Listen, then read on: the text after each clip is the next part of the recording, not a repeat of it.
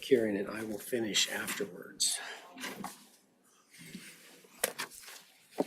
Thank you for letting me use your pen. I've got 5:30. Everybody else? Okay, it's 5:30 and we're going to bring this meeting to order. Excuse me. We're going to begin with roll call. Sarchet? Here. Walters? Here. Vogel? Here. Otis? Sorry, I have a frog in my throat. Item number 3 is a public hearing on the proposed property tax levy rate for FY26. It's time to close the regular meeting and open the public meeting. Jenny, when was the notice published? March 14th. Any written comments received for or against the proposed property tax levy for FY26? No, sir. All right then, so at this time, I'd like to request staff to provide a report. Oh, I should let council know that Chelsea won't be here for this meeting, but she plans to be here for the council meeting. Andrew? All my hard questions. Thank you. Perfect. So I'll be reading this memo on behalf of Chelsea, as she's not here. The proposed budget for FY26 has a city aggregate tax levy of $11 per $1,000 assessed, unchanged from the current budget year. Although we are not changing our aggregate tax levy, Polk City will have increased revenue from the previous year of approximately 2.55%. The increased revenues can be attributed to our residential growth, and the additional revenues will continue to fund the city services, which are funded by property taxes. The city staff will continue to evaluate the tax levy on a year-to-year basis and recommend if changes in the tax levy are necessary. Is that it? That is, yep. Okay. I can answer any questions. Yeah. I don't know if the council has any questions they'd like to ask?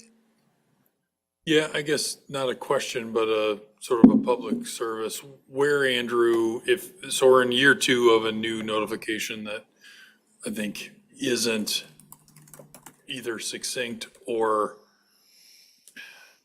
it's a bad form. So if people have questions on those and want to get an answer on that, where should we best direct them?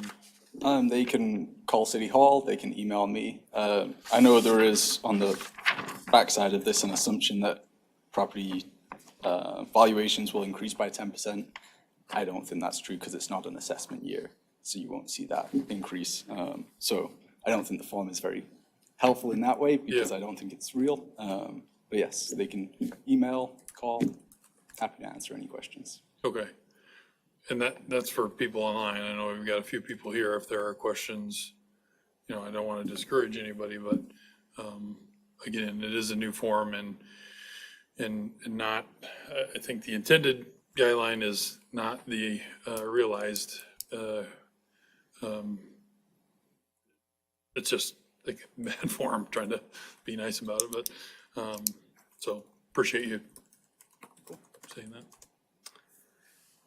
Any council members? Well, hold on just a second, and we'll get started with public comment in just a moment, okay? It'd be nice if we could hear the gentleman here. I can't hear him, I'm standing right here, but he's facing you. He's got a microphone and the speakers are out Can't there. hear him. Can't hear him. Andrew, you'll have to speak closer to the microphone, and we're gonna have to look into getting a longer microphone for you. Anything from the council? All right, so at this time, anyone present who wishes to be heard for or against the proposed property tax levy? Anyone? Okay, come forward, please state your name and your address. Good evening. My name is Audrey Hyatt, 1102 Oakwood Drive. Can you hear now? Barely, but she's speaking. Okay, I turned it up as high as it goes. okay, can you hear me now? Yes, thanks. Okay. I know there's been much time spent to maintain and make the city of Polk City a great place to live. However, at the same time, I believe there's been a loss of perspective on appropriate spending. I don't think it's any surprise that across Iowa, whatever party, political affiliation you have, it's been well over 50, 60, and 72% that we're crying for property tax relief. And I don't see that happening here.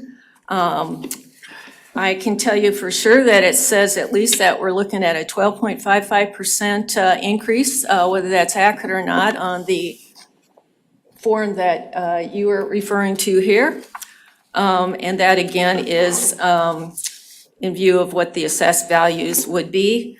I guess I do value Iowans for Tax Relief, and what they have shown is that for Polk City, when they compare population changes, and I know you did a special census, you came up to, what was it, 6,000 and, let's see, somebody could probably quote it better, 6,533, I believe is what it came up to. So I saw their graph being in line with that, and inflation is 32.7%, reasonable growth is 83.3, but on the other hand, Polk City, by their graph, is 206%.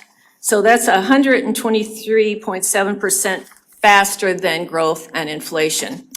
I'm not sure how much worse that can be other than, and I'm going to use the bond referendum that I found being fortunate didn't pass in November of 2024. It was a $10 million bond referendum, but by the time it was actually paid off, it would have cost $16 million. As we all know, interest accumulates.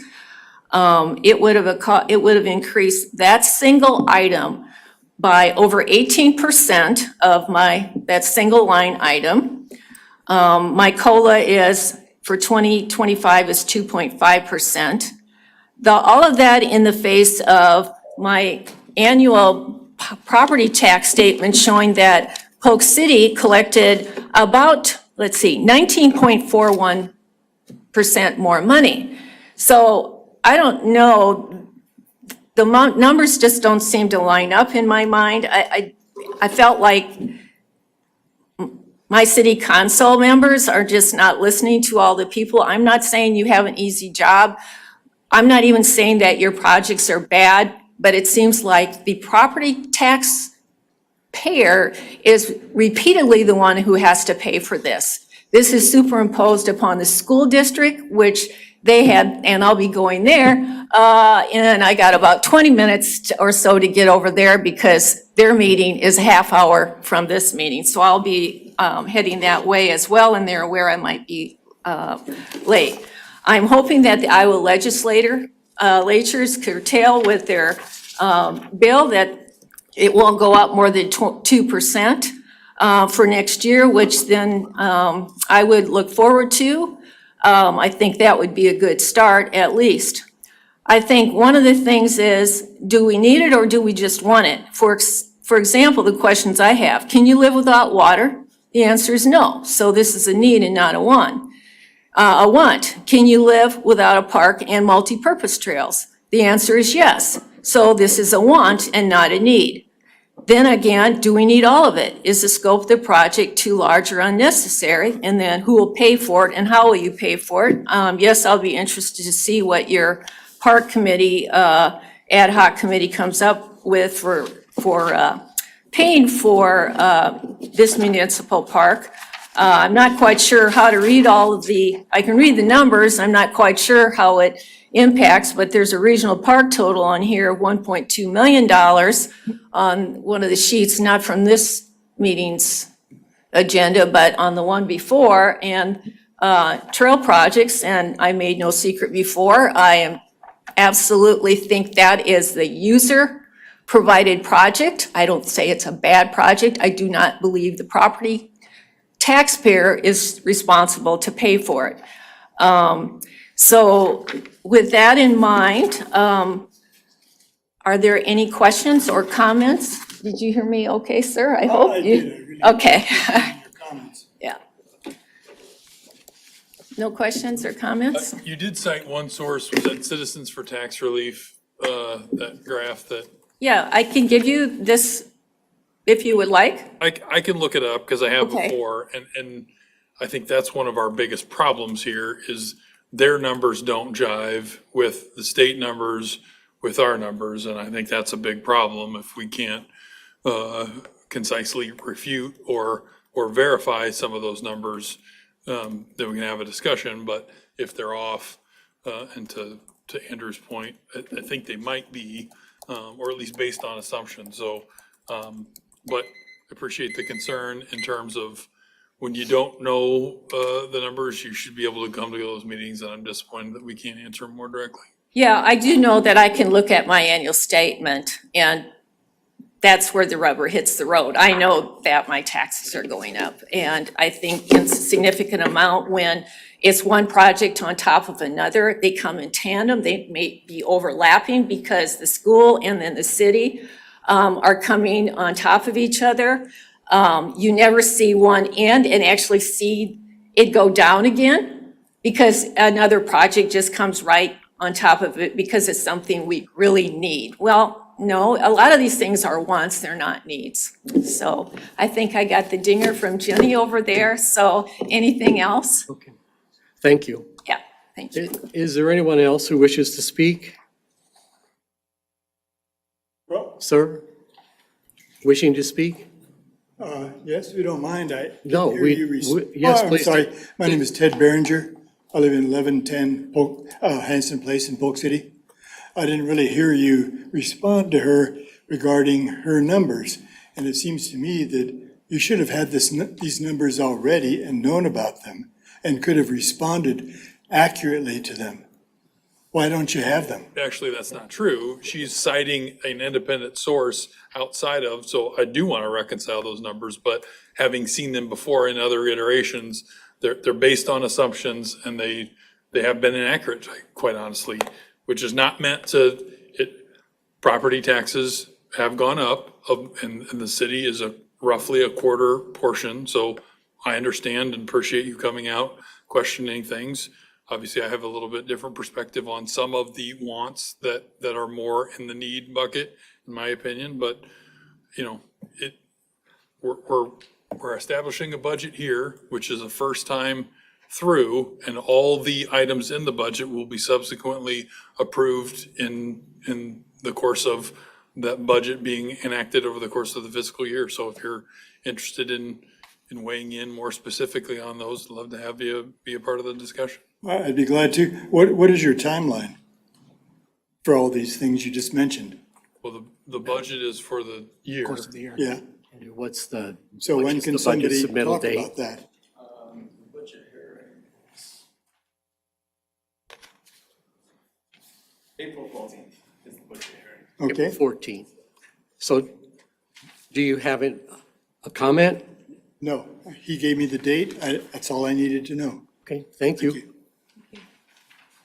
Is there anyone else here who wishes to be heard on the